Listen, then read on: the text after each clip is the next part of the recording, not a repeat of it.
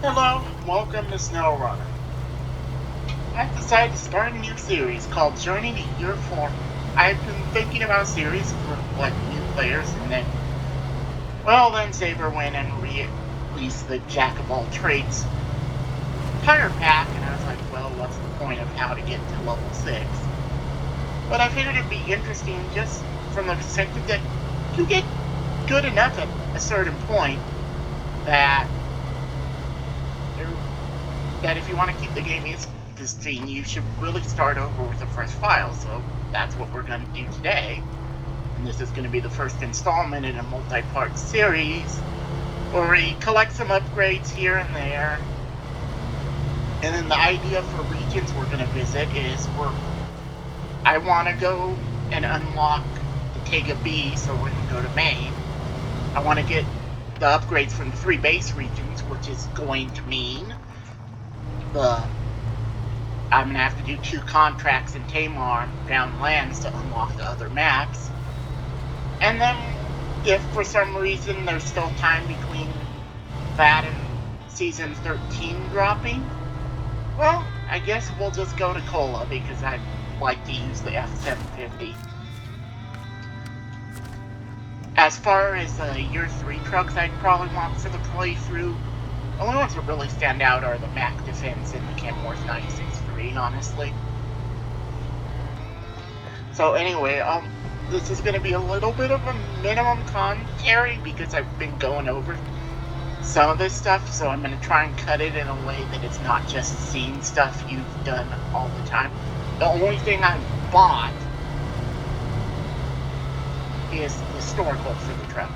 There's some debate about whether you should buy all-terrain or just wait until driver rank 4 to get off-roads. I think certain vehicles in certain situations, all-terrains are nice, and they're also cheaper than off-road, which can matter at the beginning of a hard mode playthrough. I just opted not to do it this time, but you could make the argument that getting all-terrain mud tires for at least one of your vehicles may be worth it to stretch your dollar. And so, our first orders of business are going to be to go find the GMC MH9500 and the Scout 800. So we have some vehicles. That way if something rolls, I don't have to pay for a recovery. So that's where we're going to start.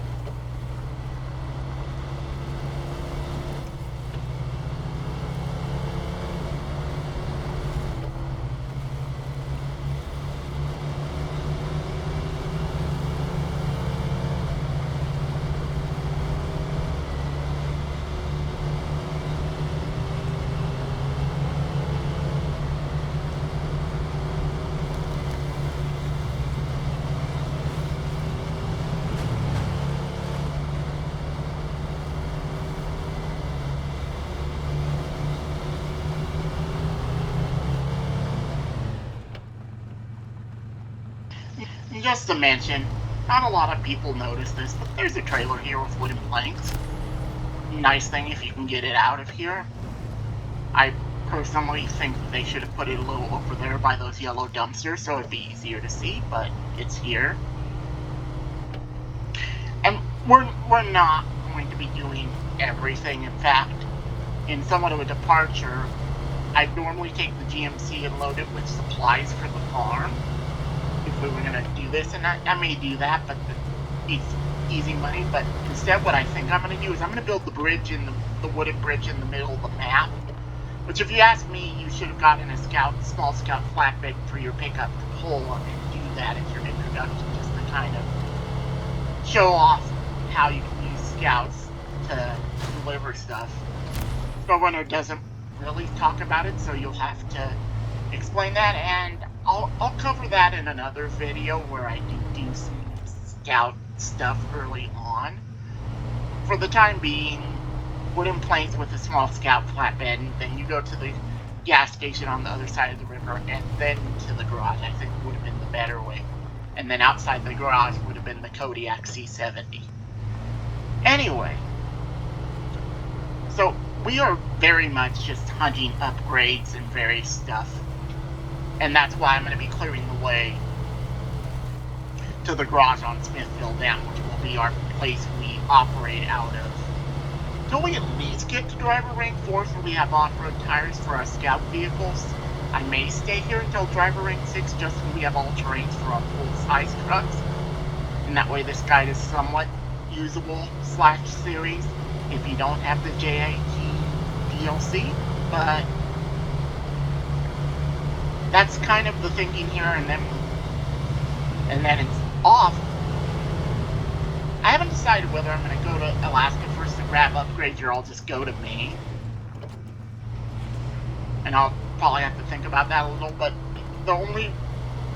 we're going to be in Maine a little while because I just want to build the lumber yard, which is going to require some other stuff to get the Tega B, just so we have the Tega B when season 13 drops. If it kind of feels right, since we're going to Kazakhstan, to have the Tega B as our big truck to start with.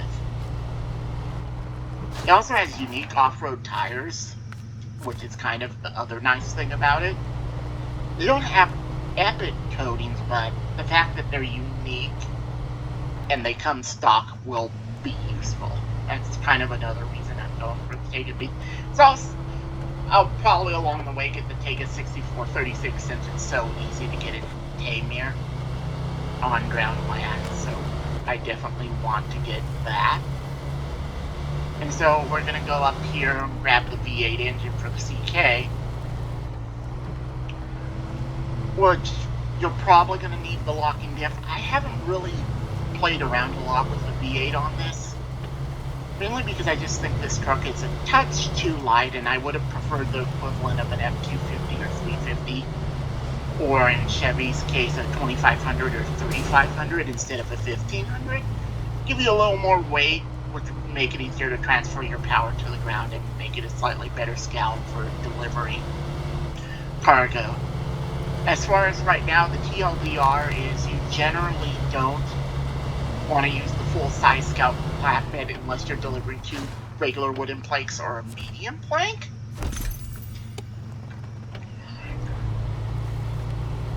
Otherwise, the full-size scout bed is generally for vehicles that have modern scout engines like the Hummer HQ or the Yar 87. It's generally, although with the Yar 87 you don't have to really pay attention to weight limits. And another vehicle early on, the Lodestar 1700, which you can get as soon as you can afford it because it's not level locked. Both those vehicles you can pretty much put almost any cargo and have the power to deliver it. But other vehicles you're pretty much restricted. So, and then of course with Year 3 DLC, the Burlak 6x6 is another vehicle that you can tow scout trailers and just not have to care about the cargo with.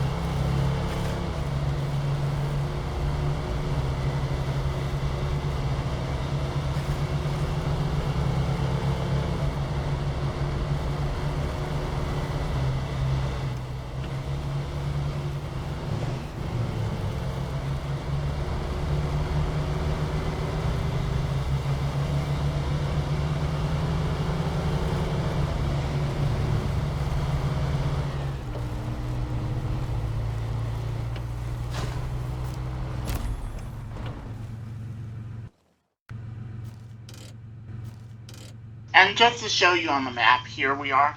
Now, instead of going all the way back around there, I'm going to take a shortcut. You can kind of come down this way.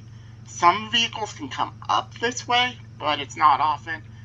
Then we're going to go down here and get a small scout flatbed in preparation for doing some stuff on the other map.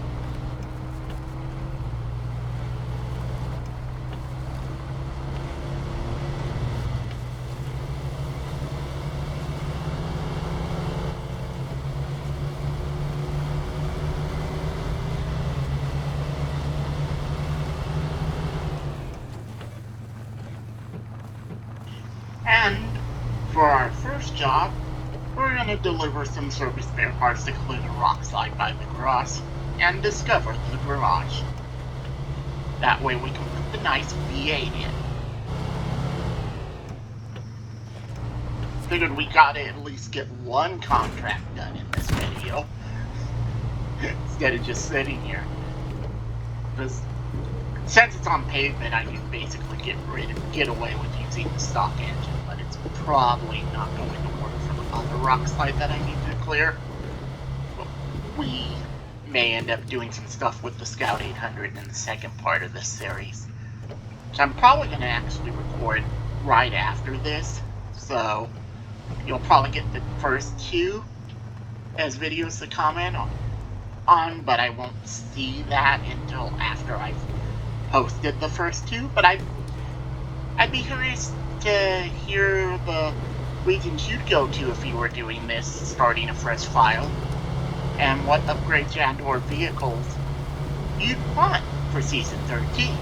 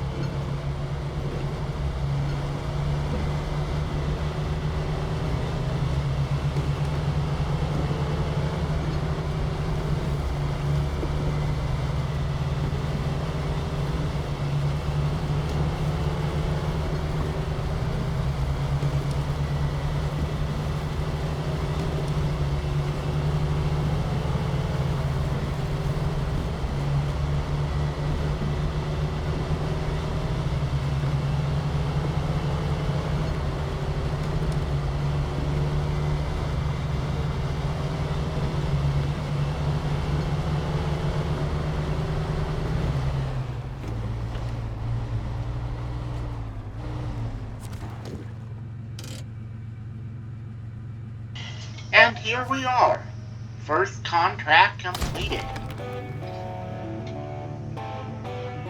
And thank you for watching. This is the end of part 1.